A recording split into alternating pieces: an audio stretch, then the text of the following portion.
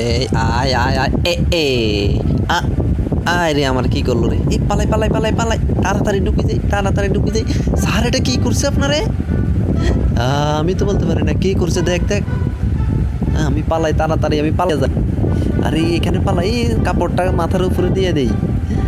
এবার আমার আর কেউ দেখতে পারবে না স্যার আপনাকে তো পুরো ভরাই দিয়েছে স্যার